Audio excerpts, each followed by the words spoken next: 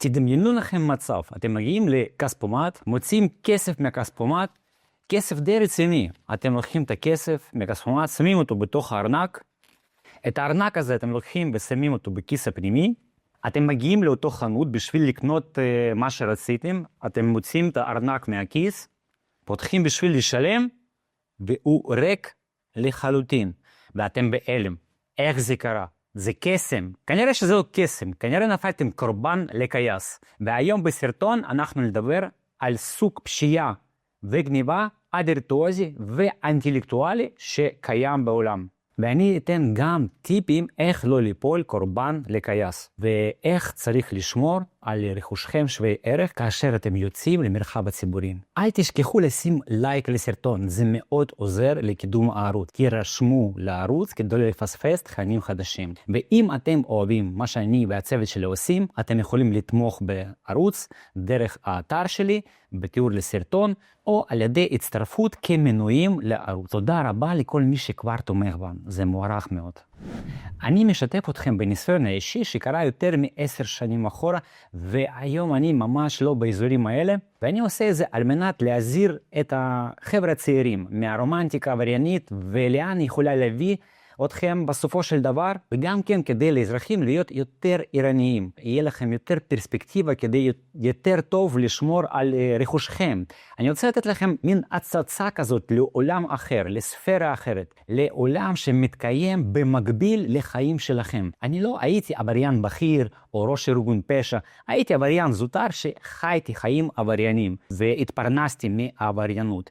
באותה תקופה היו מסביבי רק עבריינים. אני שמעתי רק מוזיקה עבריינית, יש ממש ז'אנר כזה ברוסית, ראיתי רק סרטים על עבריינות, הייתי מאוד מושפע מכל הרומנטיקה הזאת. תמיד היה לי שיטות שונות של עבריינות, אבל המועדפת עליי זה היו שיטות אינטלקטואליות, אינטליגנטיות, איפה שהעבריין הוא גורם לבן אדם להוציא כסף ולתת לו בעצמו בשיטות רמאויות, איפה שלא צריך להפעיל אלימות. אז בכל העולם של העבריינות הרוסית יש שיטה של עבריינות שהיא נחשבת המשובחת, הפסגה, היהלום של העבריינות, וזה הכייסים. הכייסים לפני שנות 90 ו-80 זה היה סוג של עבריינות, וזה היה סוג של אנשים שהרבה פעמים הגיעו לרמות הכי גבוהות בהיררכיה העבריינות, והם ניהלו את כל העבריינות ברוסיה. זה הכייסים. אני יודע שבישראל התייחסות לכייסים זה כאילו לאיזשהו גניבות קטנות, לא משמעותיות, נרקומנים שגונבים איזה משהו בשביל לרוץ ולקנות מעצם. אבל זה בעיקר כי בישראל לא מכירים מה זה כייסות באמת, והיום אני אספר לכם על זה בסרטון.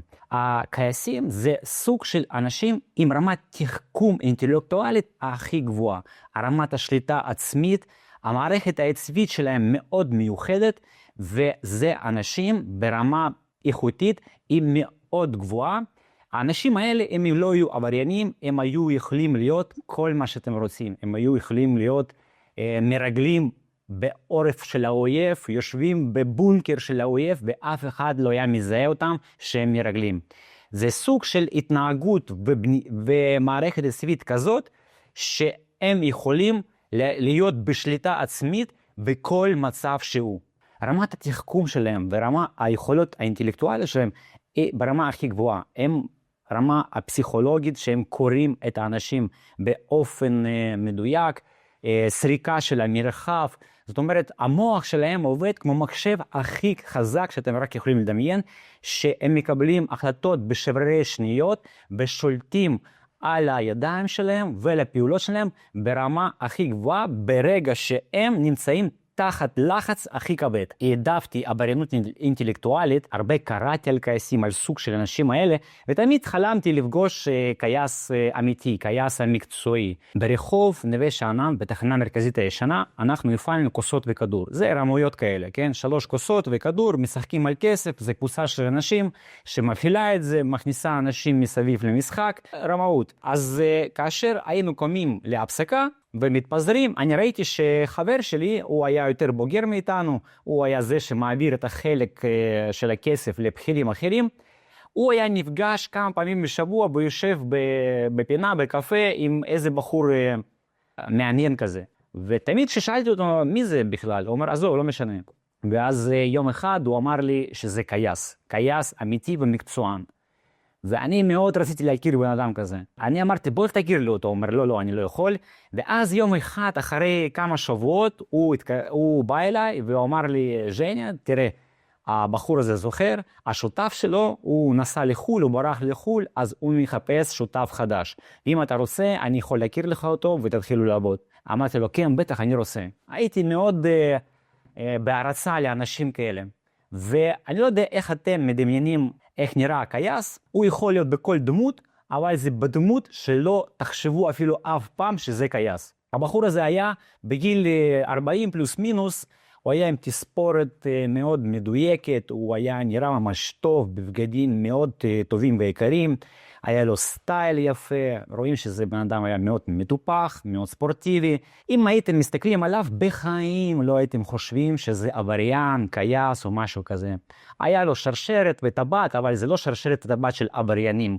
זה היה שרשרת וטבעת שהכל בסטייל. אם הייתם מסתכלים על בן אדם, הייתם חושבים שהוא או הייטקיסט או איש עסקים. כאשר הבחור הזה לקח והכיר לי אותו, לחצנו יד והתחלנו לדבר. הוא התחיל לדבר איתי בשפה מאוד תרבותית. הוא דיבר באלגנטיות, שום מילה, כללה או איזשהו דיבור גס לא היית שומע ממנו. ישר הבנתי שזה בן אדם ברמה מאוד איכותית, מאוד אינטליגנט. דיברנו, התחלפנו בכמה מילים, הוא הסתכל עליי, התרשם ממני, אם אני מתאים לו, לא מתאים לו, אז הוא אומר, יאללה, בסדר, בואו ננסה, ניפגש מחר ונתחיל. יום למחרת, כאשר נפגשנו, הוא התחיל ללמד אותי, מבוא לקייסות. כדי ללמוד את המקצוע הזה, זה לא הספיקו לא ימים, לא שעות ולא שנים. הוא רצה ללמד אותי משהו ספציפי, בשביל שאני אתמוך בכל הפעולה. אני אמור להיות שותף שעוזר לו בגניבות. זה גם מקצוע שדורש הרבה מיומנות וכישרון, והוא התחיל לי להסביר על העבודה באופן כללי, על מקומות העבודה, ומקומות העבודה זה מקומות כמו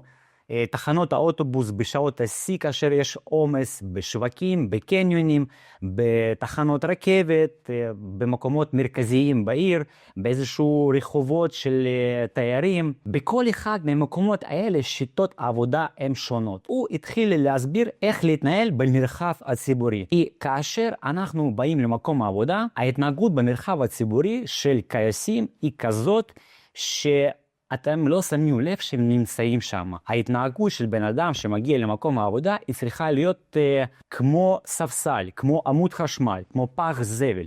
הוא קיים במרחב, אבל אתם בכלל לא שמים לב אליו. זאת אומרת, הבן אדם צריך להיות לבוש, הוא צריך להתנהג בצורה מאוד טבעית ואותנטית, שאתם אפילו לא שמים לב שהוא קיים.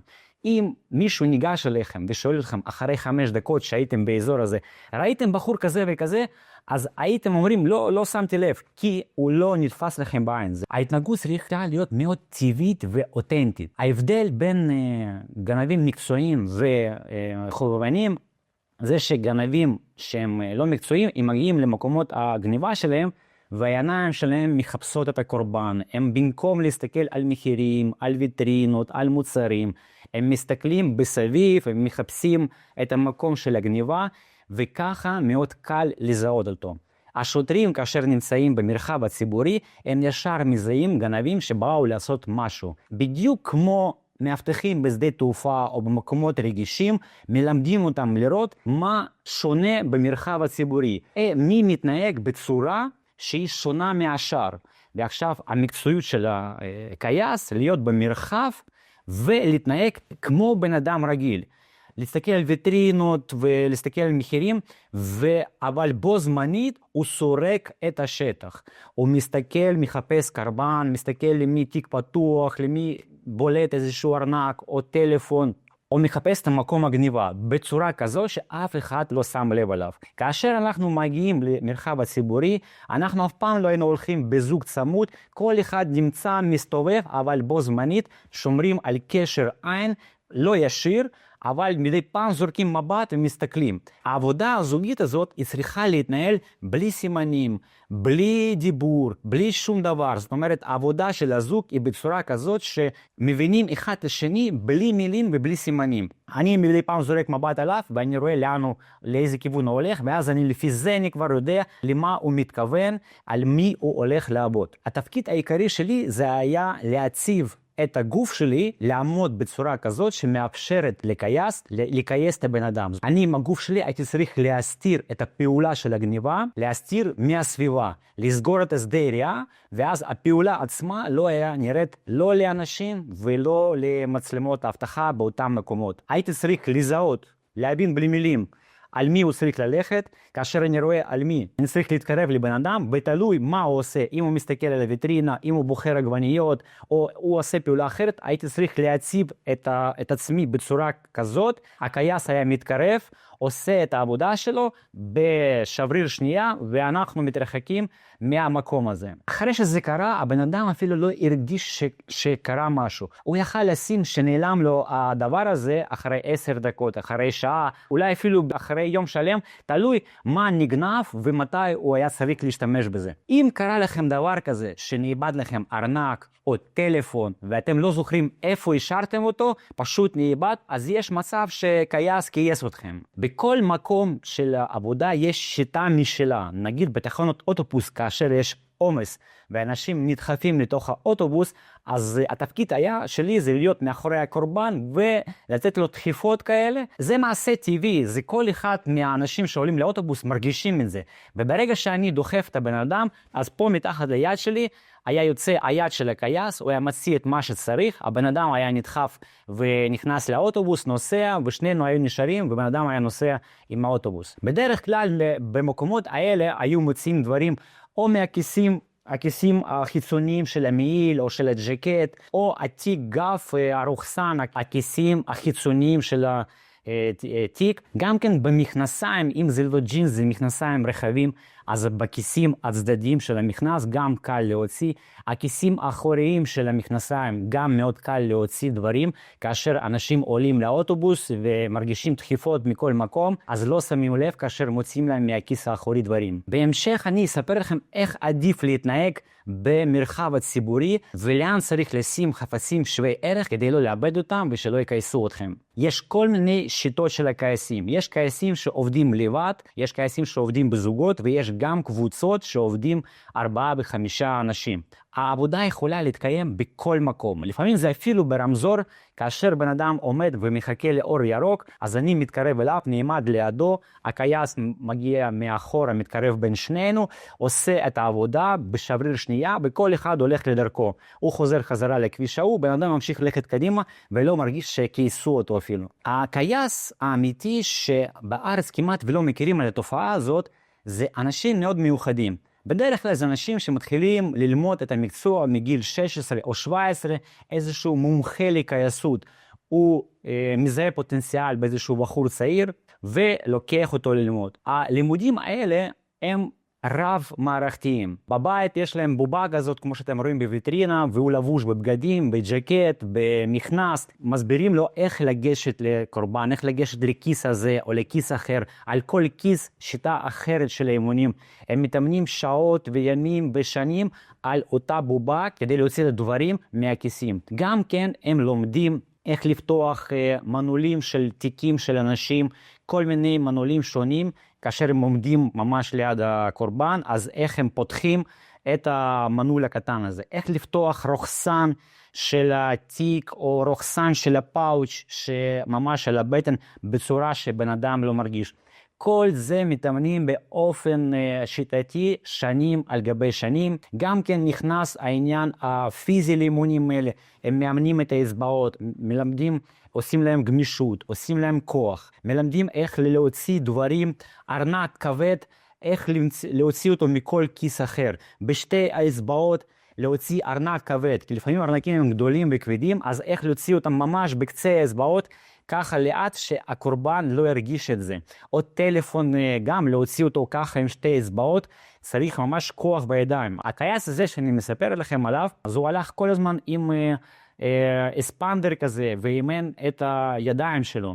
גם כן הם לומדים וקוראים ספרים על פסיכולוגיה, הם מסתכלים על התנהגות של האנשים, הם לומדים את החולשות בהתנהגות של אנשים, איך להסיח דעת ואיך להתנהג במרחב הציבורי. כל זה הם לומדים שנים על גבי שנים. לומדים באיזה צורה בדיוק להוציא את הדברים. לפעמים זה יוצאים ככה, לפעמים עם אצבעות בצורה הזאת, או לפעמים בצורה הזאת. תלוי איך מגישים לכיס כזה או אחר, ומוצאים את הדבר בצורה שאף אחד לא מרגיש ואף אחד לא רואה. כל זה נעשה כאשר השותף מסתיר את זה, וגם בנוסף, כל טייס, תמיד ביד השנייה, יש לו משהו על היד, או איזשהו ג'קט, או הוא מחזיק עיתון ביד, או איזשהו קלסר, הדבר שגם בנוסף הוא מסתיר את הפעולה של ההוצאה עם הדבר הזה. זאת אומרת, הוא שם את היד ככה, ומפה הוא מוציא משהו מהכיס. הם לומדים גם כל מיני סיטואציות שיכולות לקרות, כי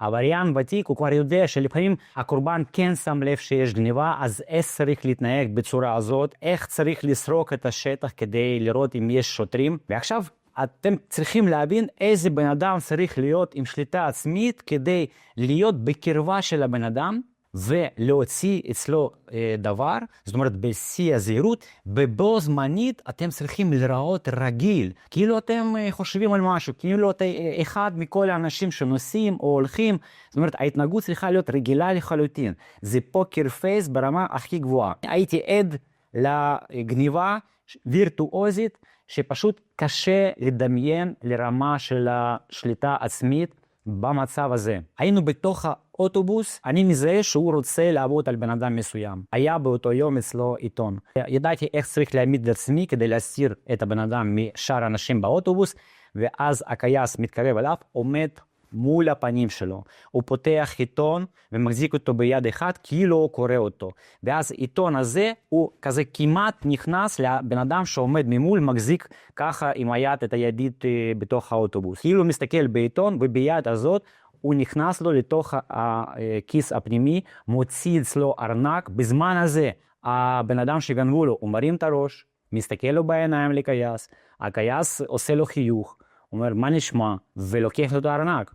הוא מסתובב אליי, אני ממשיך להסתיר מהאנשים אחרים, הוא פותח את הארנק, לוקח את המזומן, שם בכיס, מסתובב חזרה, ושם לו את הארנק בחזרה לכיס. אני כאשר עמדתי ליד הפעולה הזאת, אני עומד, אני מבין מה קורה עכשיו, הדופק אצלי בשמיים, רמת הפחד שעכשיו באותו האוטובוס זה התפוצץ, האדרנלין מפוצץ את הראש, ואני רק עומד ליד, אני רק מסתיר, אין שום סכנה אצלי.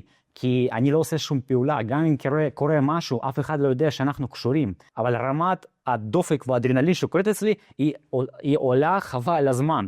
והבן אדם הזה, הוא מוציא את הארנק, אני מסתכל על הפנים שלו, ואני רואה שבן אדם רגוע לחלוטין, הוא עושה חיוך קטן, עושה מה נשמע לבן אדם, וממשיך את העבודה שלו. הוא היה ממשיך ללמד אותי איך להיות שותף המקצועי של הגנב, איך צריך להעמיד את הגוף, באיזה מצב, על איזה מקרה של הגניבה. אם הוא הולך על תיק, אז זה משהו אחד. אם הוא הולך על כיס פנימי, זה משהו אחר.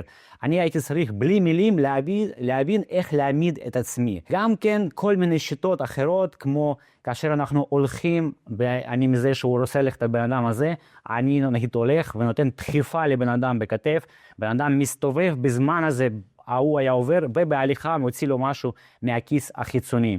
או פשוט הייתי צריך לעשות כל מיני תרגילים של הסחת דעת, לפעמים הייתי צריך פשוט 3-4 מטר מהבן אדם שהוא רצה לגנוב ממנו, לעשות מהומה ולעשות צעקות סתם על בן אדם אחר. אני הייתי מתחיל לצעוק וליצור פרובוקציה, שכל האנשים מסביב פתאום היו מסתכלים על ריב שלי עם מישהו ברחוב, וגם הבן אדם שגנבו לו, גם הוא מסתכל על כל בלגן שאני עושה, ובזמן הזה הכייס היה מוציא לו משהו מהכיס. אז זה בעיקר היה התפקיד שלי בכל הפעולות האלה. עוד דבר חשוב מהמיומנויות של הכייס, שהוא פסיכולוג ברמה מאוד גבוהה. הוא מסתכל לבן אדם בשבריר שנייה, והוא יודע איזה בן אדם זה. עד כמה הוא מפוקס, עד כמה הוא מרוכז, איזה בן אדם זה בחיים, איזה אופי יש לו. ואם זה בן אדם שהוא רציני, שהוא זה, הוא מזהה בבן אדם שזה בן אדם רציני, מפוקס, מרוכז, אז הוא משחרר אותו. ואם הוא מסתכל לבן אדם שהוא כזה טרירללה כזה, הוא מפוקס וזה, הזה, אז עליו הוא ילך ויעשה את העבודה. כל זה הוא מחליט בשבריר שנייה. מספיק לו פשוט לזרוק מבט על בן אדם, בשביל להבין איזה סוג של בן אדם, ואם אפשר לעשות עליו פעולה הזאת. ביחד עם זה, הוא היה מזה שוטרים במרחב הציבורי. היינו מגיעים למקום, לשוק, או ברחוב המרכזי בירושלים, עוד איזשהו מקום. הוא סורק את השטח, ואומר, יאללה, מתחילים לעבוד. הוא היה מסמן לי, ואחרי זה אומר לי, לא, יש פה בילוש ונרחב, היום אנחנו לא עושים פה עבודה. בישראל המשטרה היא לא מיומנת לסוג של פשיעה כזאת. הוא היה מזהה את השוטרים בשבריר שנייה, שאמור להיות להפך את האמת. נגיד ברוסיה היו צוותים מיוחדים ללכידת הכייסים. זה היה ממש צוותים שלימדו אותם בדיוק אותה שיטה כמו שהכייסים עובדים, ואיך צריך להתנהג במרחב, כדי שהכייס לא יזהה אותם. היו שמים להם מלכודת, מין בן אדם איזשהו, במקום העבודה של הכייס, ואז היו שמים לו איזשהו ארנק עם כסף, שמשהו בולט, זאת אומרת מלכודת שהכייס ילך לעבוד על בן אדם הזה. אז הכסף היה עם חומר מיוחד כדי להשאיר טביעות אצבעות, כל המספרים של הכסף היו רשומים, גם כן היו עושים הקלטות של הדברים האלה, ורק אז היה אפשר לתפוס. כי גם אם בארץ תופסים את הגנב, שהוא גנב, אז לתפוס זה לא מספיק, צריך להוכיח בבית משפט שהוא אכן גנב. וכאשר אין שום עדות לזה שהוא גנב, כאשר אני מסתיר אותו, וגם הוא בנוסף עוד מסתיר, אין שום הקלטה, אין שום עדים, וגם אם נגיד תופסים אותו בזמן הגניבה, הוא פשוט זורק את זה לרצפה, הוא אומר שזה, אני לא קשור, מאיפה אני יודע של מי זה. גם הוא אף פעם לא משאיר לעצמו ארנקים או דברים כאלה, הוא רוקח רק מזומן. מאוד קשה לתפוס בן אדם ולהוכיח שהוא אכן גנב. אני יודע שהבחור הזה הוא היה עובד חצי שנה בארץ וחצי שנה בחול, נותן לשטח להירגע כדי לחזור ולהתחיל לעבוד שוב. הוא לא נתפס פעם אחת אפילו, פעם אחת הוא לא נתפס.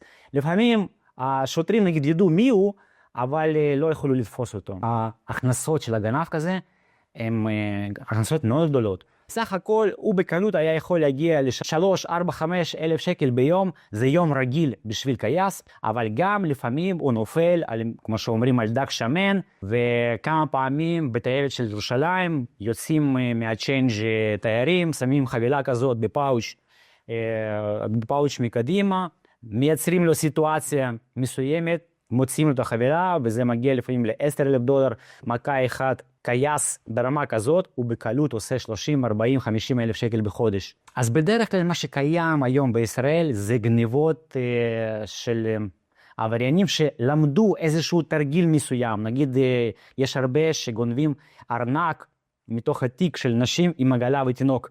זה קורבן קל, אישה עם תינוק היא תמיד מעופפת, מסתכלת על ויטרינות, משאירה את העגלה, הולכת לראות משהו, והארנק לפעמים נמצא ממש על העגלה, או בתוך התיק פתוח, ואז הם גונבים את זה, וזה לא קייסות האמת, זה פשוט גניבה קטנה. כל מיני קייסים, כן? יש שעובדים, יש יחידים, יש בזוגות, ויש בקבוצות של 4 או 5 אנשים. קבוצות של 4 ו5 אנשים, אי אפשר לפגוש אותם בישראל, זה בדרך כלל נמצאים הקבוצות האלה במדינות שיש שם שחיתות שלטונית מאוד גבוהה, זאת אומרת שבאזור שהם עובדים הם משלמים לאבטחה, גם למשטרה, ומאפשרים להם לעבוד.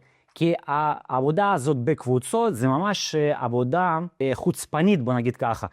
הם לא מחפשים סיטואציה מתאימה, הם מייצרים את הסיטואציה. מה שקורה, שבן אדם אחד פתאום נותן לך דחיפה בכתף, השני בא מפה, השלישי מתחיל לדבר איתך, לשאול אותך משהו, אתה מקבל מכה מפה, אז זה מדבר איתך, ואתה הלכת, חשבת על משהו פשוט, אתה תייר, אתה הולך, אתה חושב על משהו, פתאום אתה בתוך הסיטואציה כזאת, שפה דוחפים, אתה נכנס לאיזה דחף, אתה לא מבין מה קורה איתך, ואפילו אתה יכול להרגיש שמוציאים לך בכוח משהו מהתיק, מהכיס, אתה לא מבין מי עושה לך את זה, בתוך שנייה כולם מתפזרים, ואתה לא מבין בכלל מי הוציא לך את הדבר מהכיס. ואז אתה ניגש להבטחה, ההבטחה אומרת, נו, מה אפשר לעשות? בדרך כלל ההבטחה גם אחרי זה מוחקת את האזור באזור הגניבה. זה עולה כסף, לעבוד באזור הזה, האבטחה מקבלת $400-500 ליום שהגנבים עובדים באזורים האלה. אם נגיד קורה שהקורבן תופס את הגנב בידיים ככה, אז מגיעה האבטחה,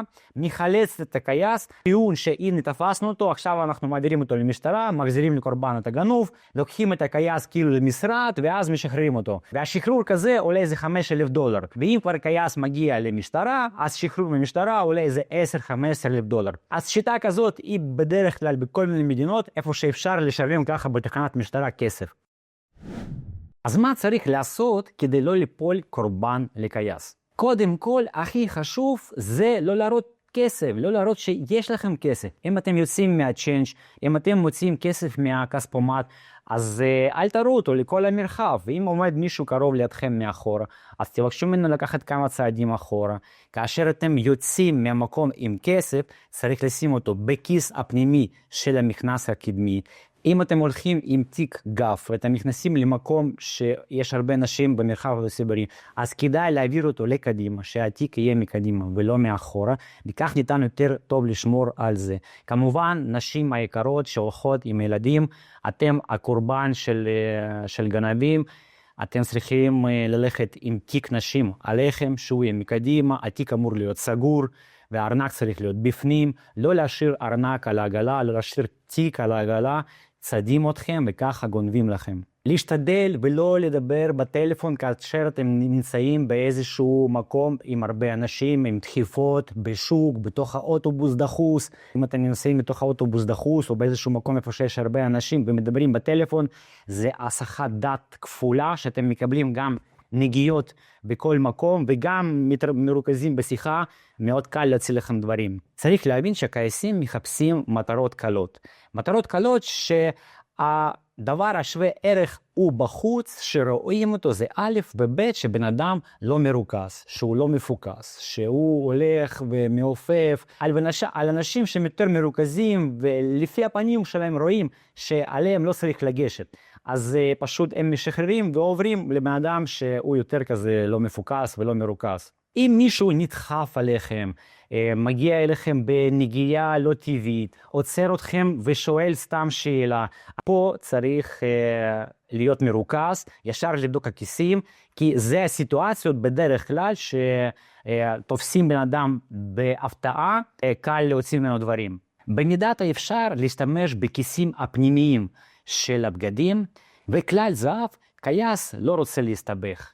אם אתה ערני, מודע וקשה לביצוע, הוא יעבור הלאה ויחפש מישהו אחר.